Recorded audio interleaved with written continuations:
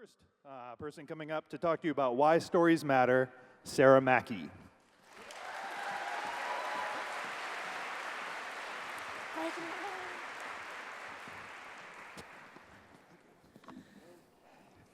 Everyone in this room knows the power of a good story because we care enough about stories to come spend a weekend in Minnesota talking about every possible aspect of storytelling. I'm sure we've all had the experience of letting a story consume us. Maybe it's spending 2 years vigorously arguing on the internet about whether Snape is really a Death Eater. An argument I was so deeply invested in that I made myself a shirt to wear for the release of Deathly Hallows that said, "Trust Snape," which sounds like a perfectly reasonable thing for an excited teenager to do, except I was 29 at the time. Maybe it's spending 2 weeks straight doing nothing but listening to the original cast recording of Hamilton and reading Wikipedia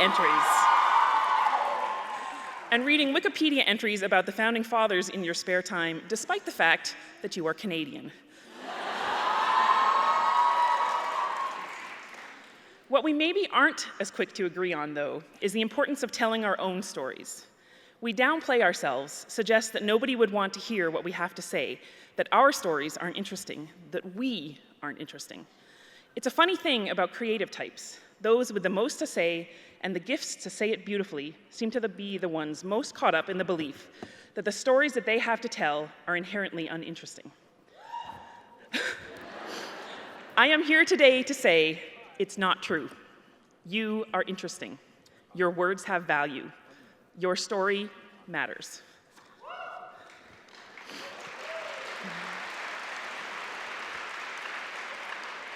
I have no doubt that many of you are formulating arguments against this in your heads right now, making a list of all the reasons why it's not true. But I'm asking you to trust me on this one. And if you don't trust me, trust the sticker. Your story matters. And once you start to believe that, you'll start to discover ways in which believing in your story helps you believe in yourself.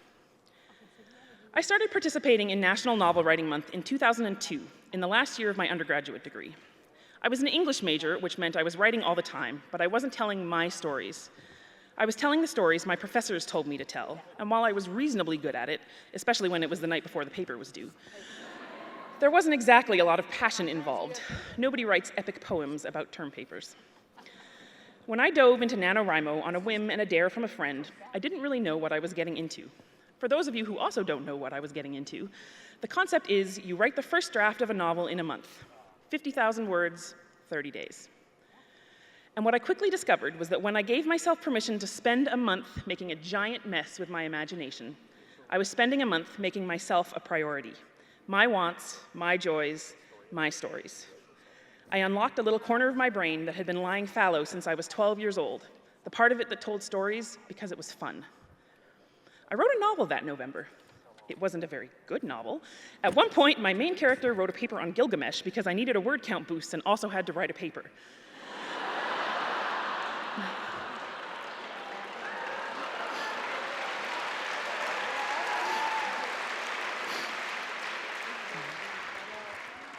But it was a novel. It was a story that I told because I wanted to, because I let myself believe, even if just for a month, that it was okay to tell stories because it was fun, because it mattered to me, because I had something to say. And a funny thing happened.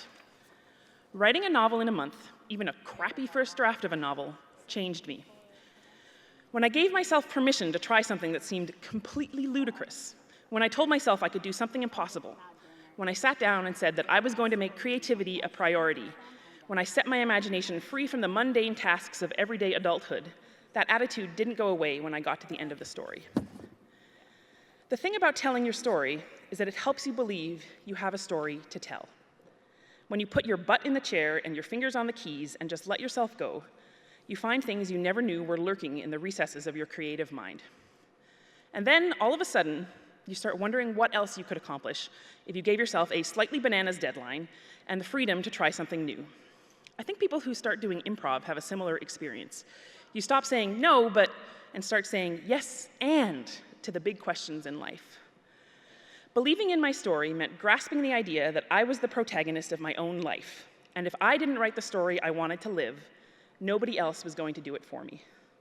I made decisions and went down paths that opened up to me because I stood at a crossroad thinking, well, this can't be any more ridiculous than writing a novel in a month, so let's see what happens. Look at your life and the choices you've made.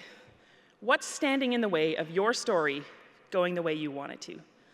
You can't change everything about it overnight. For me, it was about 6 years from the moment when I found my story again to when my life from the outside started to look like what I wanted to.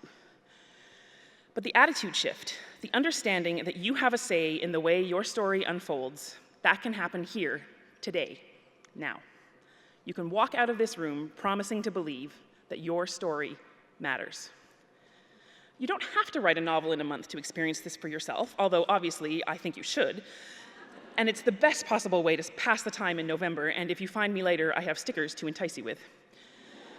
But NaNoWriMo is really just the concrete version of the idea that it's okay, it's great, it's important to make your creative self a priority. That it's okay, it's great, it's important to believe that you have something to say that people want to hear.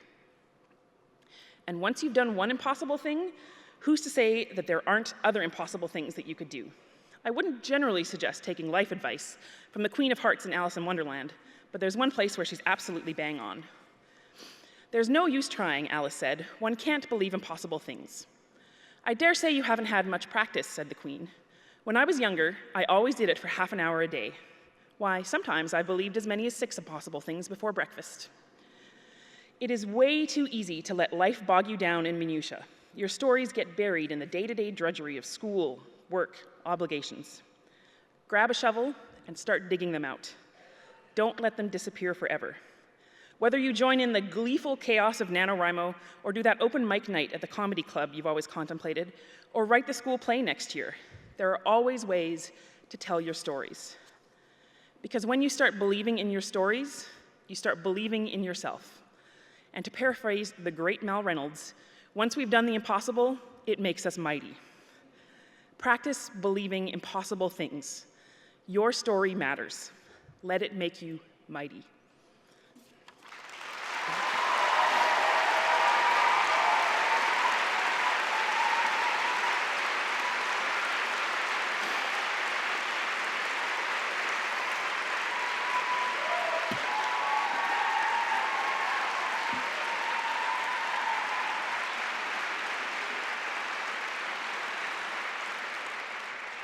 And I wasn't kidding about the stickers. Come find me later.